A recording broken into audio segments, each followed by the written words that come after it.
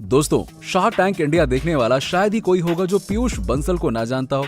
Piyush Bansal shark tank के सबसे favourite shark माने जाते हैं, फिर वो चाहे उनकी नेक दिली हो या उनका पर्पस ड्रिवन बिजनेस में इन्वेस्ट करने का जज्बा।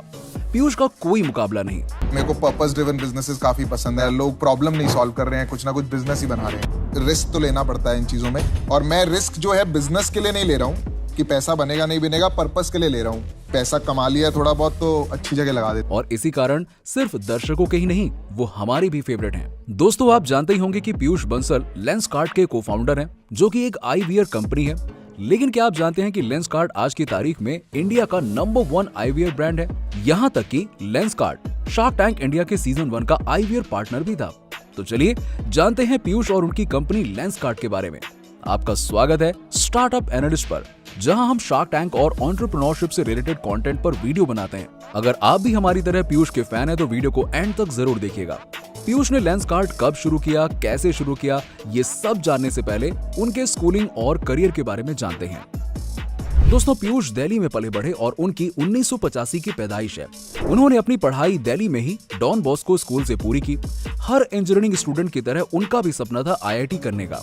आईआईटी यानी कि Indian institute of technology Bharat के प्रीमियर इंस्टीट्यूट में से एक माना जाता है, जहां का एडमिशन रेट 1% से कम होता है। बहुत से बच्चों की तरह पीयूष भी आईआईटी के एंट्रेंस एग्जाम क्रैक करने में असफल रहे। आईआईटी ना निकलने पर उन्होंने कनाडा के मैकगिल यूनिवर्सिटी के बैचलर प्रोग्राम में एडमिशन ले लिया। वो मैकगिल यूनिवर्सिटी से 2006 में इलेक्ट्रिकल इंजीनियरिंग के बीटेक से ग्रेजुएट हुए।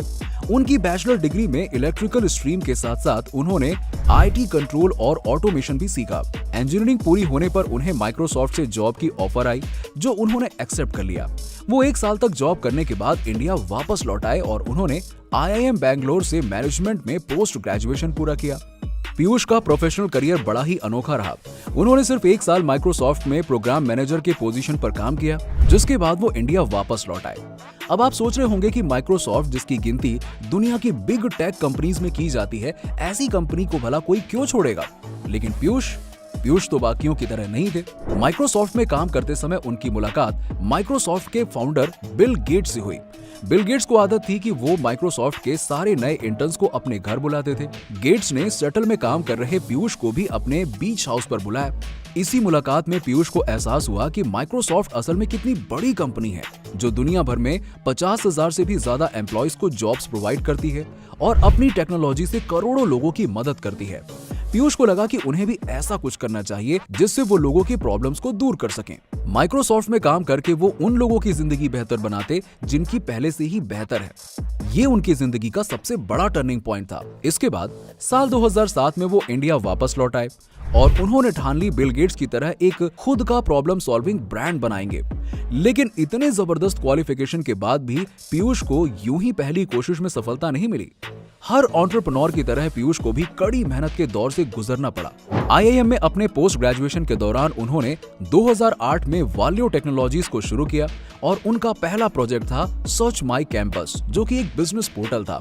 उन्होंने स्टूडेंट्स के लिए एक क्लासिफाइड प्लेटफॉर्म बनाया, जहां पर किताबें, पार्ट टाइम काम, कारपूलिंग और इंटर्नशिप अपॉर्चुनिटीज की चीजों के बारे में लिस्टिंग की जाती थी। पीयूष स्टूडेंट्स के लिए कुछ करना चाहते थे। सर्च माई कैंपस को जल्द ही लोगों से अच्छा रिस्पॉन्स मिला और अब वो ई कॉमर्स की दुनिया में पहला कदम लेना चाहते थे।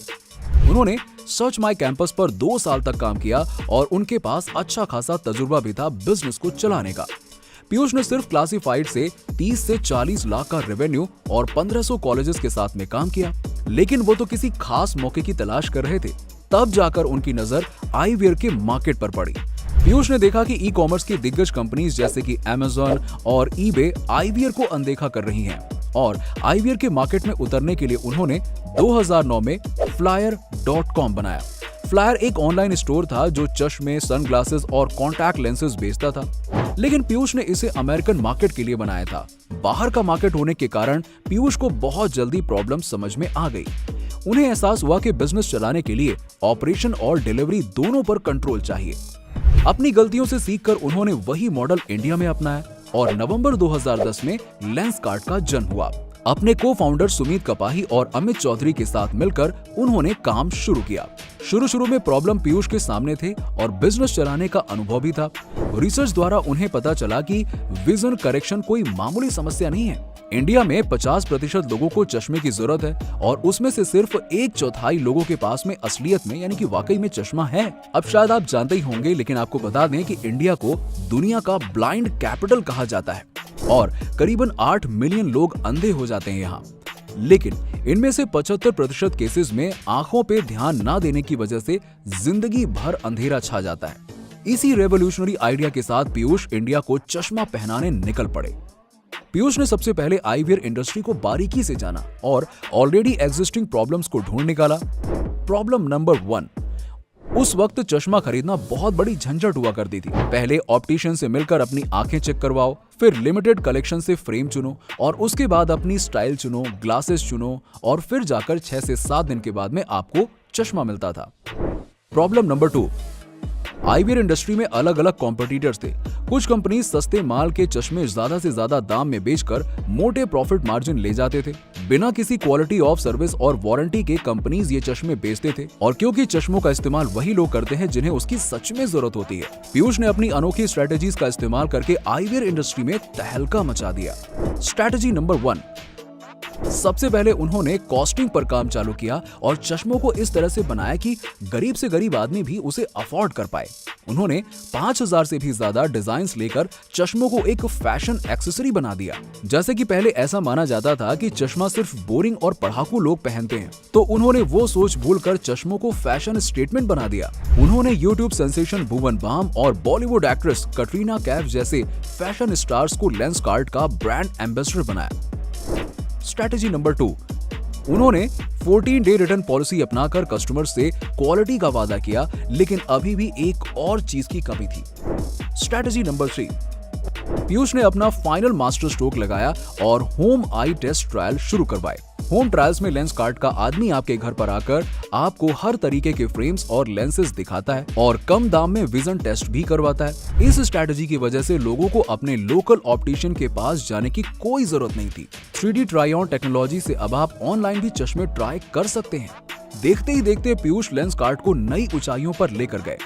2019 में लेंसकार्ट यूनिकॉर्न बन गया और आज उसकी वैल्यूएशन $2.5 बिलियन की हो चुकी है। आज लेंसकार्ट इंडिया के 235 शहरों में महीने भर में 1 लाख से भी ज्यादा कस्टमर्स की सेवा करता है। लेंसकार्ट के अलावा पीयूष ने कई और कंपनीज फाउंड की, जैसे कि लेंसकार्ट के ठीक 1 साल बाद मई 2011 में उन्होंने watchcard.com बनाया। अगस्त 2011 में उन्होंने bagscard.com फाउंड किया और ज्वेल्सकार्ट नाम की एक और कंपनी शुरू की। जैसा कि आप कंपनी के नाम से समझ चुके होंगे, बैग्सकार्ट बैग्स के लिए, वॉचकार्ट वॉचेस के लिए यानी कि घड़ियों के लिए और ज्वेल्सकार्ट जेवर के लिए बनाई गई कंपनीज हैं। क्योंकि उस वक्त चश्मों की तरह ये सारे नीश मार्केट थे, पीयूष ने इन कंपनीज को एक नया वेंचर मानकर शुरू किया। दोस्तों, आपको एक फन फैक्ट बता दूं कि पीयूष ने कार्ट से एंड होते हुए सारे के सारे डोमेन नेम्स खरीद लिए, जो कुल मिलाकर कुछ 20 या 30 डोमेन नेम्स होते हैं, जैसे कि परफ्यूम कार्ट, टॉय कार्ट। ये भी आप अगर ढूंढेंगे ना तो वो पीयूष के नाम पर ही मिलेंगे। लेकिन सारी कंपनीज लेंसकार्ट की बराबरी नहीं कर पाई, पीछे रह गई। पीयूष समझते हैं कि लेंसकार्ट सिर्फ एक कंपनी नहीं है बल्कि एक मिशन है और वो लेंसकार्ट को मारुति की तरह बनाना चाहते हैं। जिस तरीके से मारुति ने गाड़ियों का सुख हर किसी को दिया, उसी तरह से वो विजन का सुख हर किसी को देना चाहते हैं। तो दोस्तों, आज के लिए बस इतना ही। अगर आपको वीडियो पसंद आई हो तो लाइक करें, शेयर कीजिए अपने फ्रेंड्स और फैमिली के साथ में और उन्हें भी दिखाइए। और शार्क टैंक और एंटरप्रेन्योरशिप पर और भी मजेदार वीडियोस के लिए हमारे चैनल को सब्सक्राइब करना मत भूलिएगा। वीडियो पसंद आया हो तो कमेंट में जरूर बताइएगा। मिलते हैं आपसे अगले वीडियो में।